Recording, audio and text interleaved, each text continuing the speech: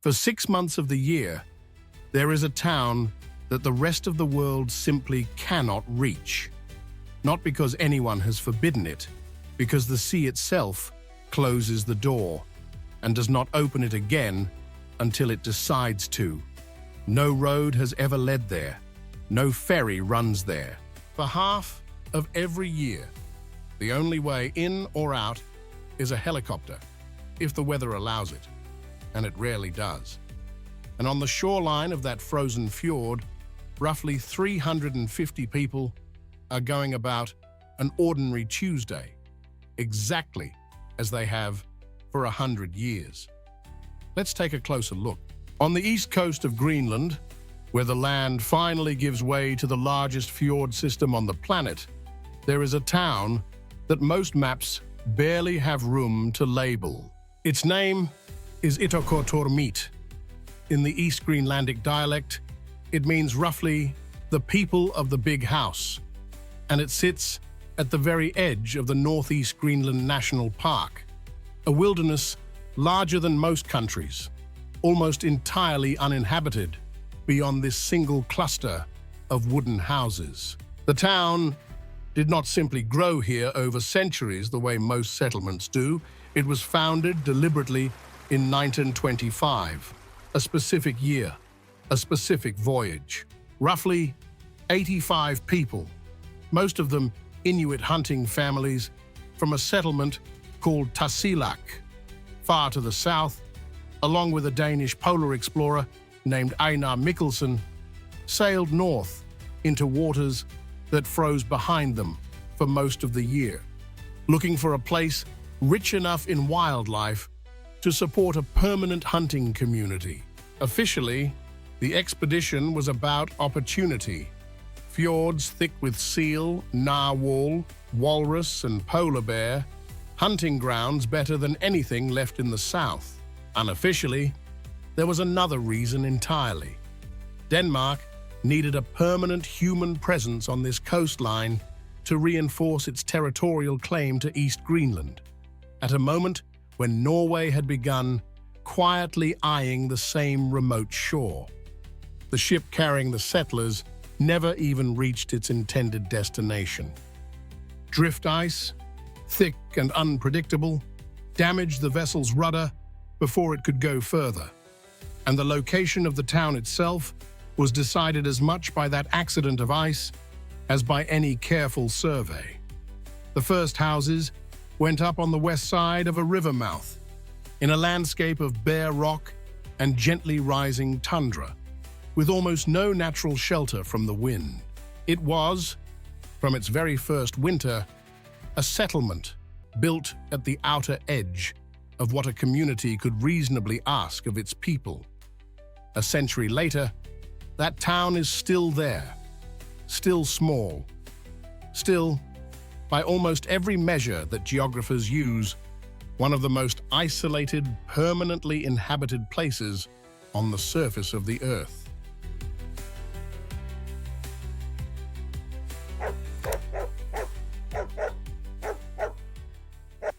Every day in Ittoqqortoormiit begins with the same quiet calculation. What is the ice doing today? Not as an abstract question, as the single variable that determines whether anyone can travel, hunt, or reach the handful of other tiny settlements scattered along hundreds of kilometers of this coastline. The town itself is instantly recognizable in photographs, and for good reason. Its wooden houses are painted in the same bold reds, blues, and yellows used across Greenland's Inuit settlements. A tradition with practical roots, since bright paint made buildings visible against snow and fog long before street signs or house numbers existed, and today it simply makes one of the coldest, grayest landscapes on Earth briefly, defiantly cheerful. For generations, the economy of this place has run almost entirely on hunting. Seals, narwhals, walruses, and muskoxen sustain both diet and income, hunted under strict seasonal quotas that balance the community's needs against the health of the populations they depend on. Polar bears, too, remain part of that hunting tradition, though under far tighter restriction. And increasingly, the town's relationship with polar bears has shifted from hunter and prey to something closer to uneasy coexistence, as bears spend more time near the settlement than they once did. There are, by most counts, more sled dogs in Ittoqqortoormiit than cars. Dog teams remain a genuinely practical way to travel across sea ice in the depths of winter, when a vehicle would be useless and a boat impossible. A weather station on the edge of town sends a balloon into the sky twice a day, every day, measuring wind and temperature in a place where accurate forecasting can be the difference between a safe hunting trip and a fatal one. None of this is performed for anyone watching. It is simply what a Tuesday looks like in a town where the nearest other Greenlandic settlement is more than 800 kilometers away.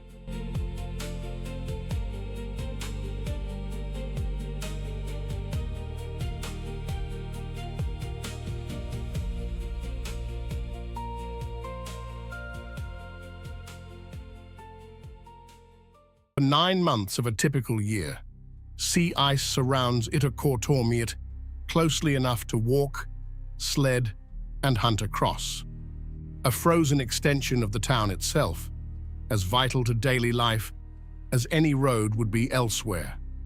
That ice has always been unpredictable. It has never, in 100 years, been reliable in the way solid ground is reliable. But for most of the town's history, its unpredictability existed within limits the community had learned, generation by generation, to read. Those limits are shifting. Hunters here now describe sea ice that forms later in the autumn than it used to, and thinner ice even once it does form. Old sledding routes across the fjord that a hunter's grandfather would have trusted without a second thought now have to be tested, pole in hand, step by step, because the margin for error has quietly narrowed. And in the town's small school, there is a number that has changed faster than almost anything else here. 8 years ago, roughly 130 children filled its classrooms. Today, that number is 55. The reason has almost nothing to do with families choosing to leave, and almost everything to do with a question this generation of children cannot yet answer for themselves. The link between the two is direct, even if it isn't obvious at first. As hunting becomes harder and less reliable, the economic path that once defined this town, a child growing up to become a hunter, the way their parents and grandparents did, has grown less certain. Teachers here describe children who simply don't have many working adults left to watch and imagine themselves becoming, because the profession that shaped this town for a century now offers fewer reliable years of income than it once did. Most young people who leave Ittoqqortoormiit for schooling in Western Greenland or Denmark do not return to live here permanently. The town, that took in 85 settlers in 1925 and grew toward 500 residents at its peak, now holds roughly a third of that number.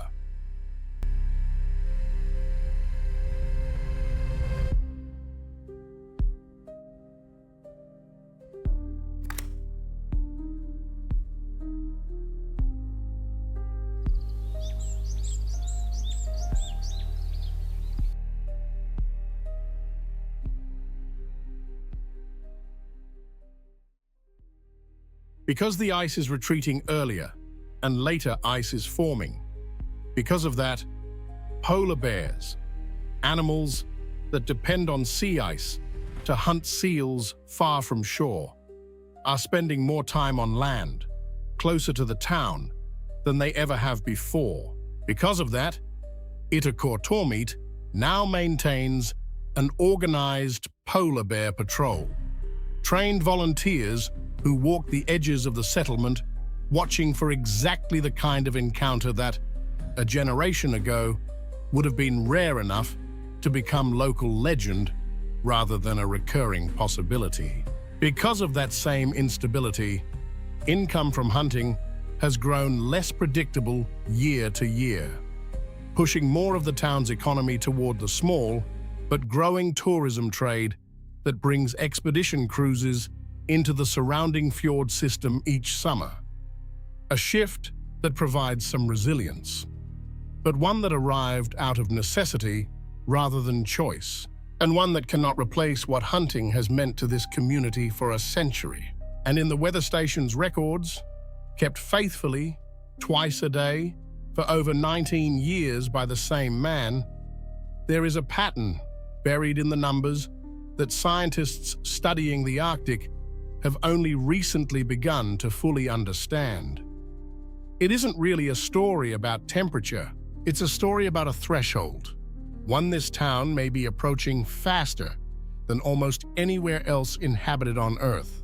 Because of the compounding pressure of a shrinking hunting economy and a shrinking population, the question that now sits quietly beneath daily life in Ittoqqortoormiit is not whether the town will continue to change, but how much longer a community this size can sustain a school, a health clinic, a weather station, a functioning settlement at all, if the population curve of the last 2 decades continues in the same direction.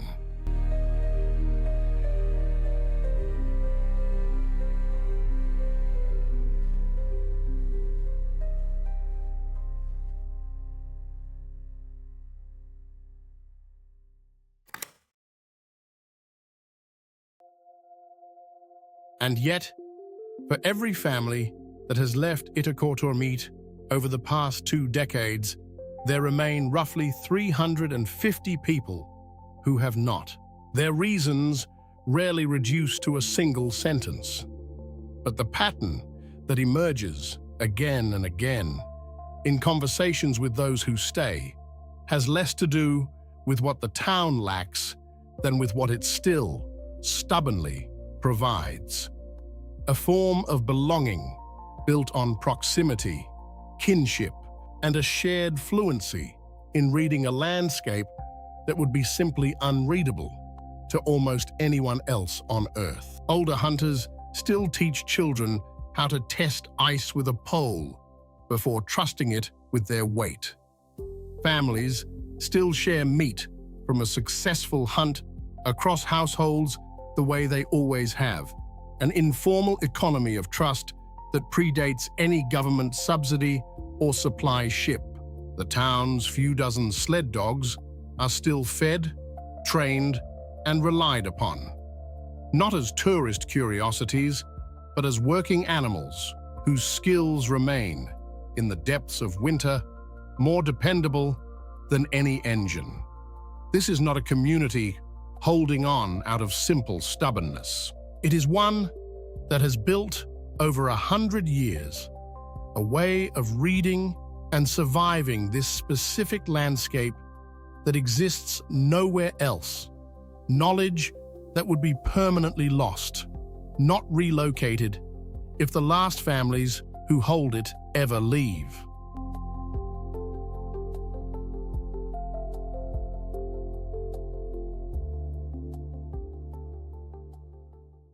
And since the founding voyage of 1925, since the drift ice that forced a change of plans and decided, almost by accident, exactly where these houses would stand, Ittoqqortoormiit has marked a full century of continuous habitation on one of the most exposed shorelines on Earth. A milestone that for a town this small and this remote is no small achievement.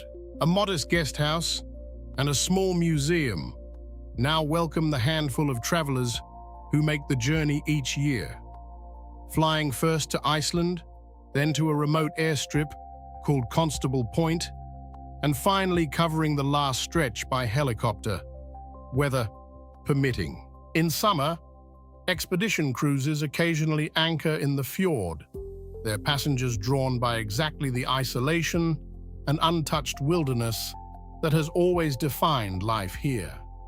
It is a careful, limited kind of tourism, one that has never been allowed to reshape the town's identity the way it has in more accessible parts of the Arctic.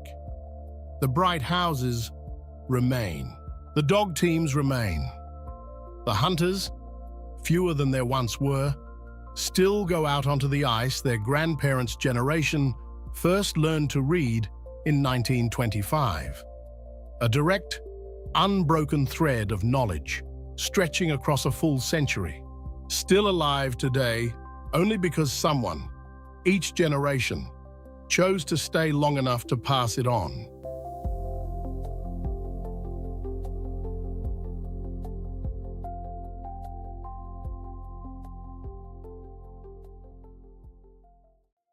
It is easy, from a distance, to describe a place like Ittoqqortoormiit only in terms of what it lacks. No roads, no year-round access, a shrinking population, a hunting economy under real and growing pressure. Every one of those descriptions is accurate. None of them, on its own, explains why roughly 350 people continue to choose this place, generation after generation, when leaving has never been impossible. What isolation has actually protected here isn't simply distance from the rest of the world. It's a specific hard-won relationship between a small number of people and an unforgiving landscape, a fluency in ice, weather, and animal migration that took a century to build and could not be recreated anywhere else, by anyone.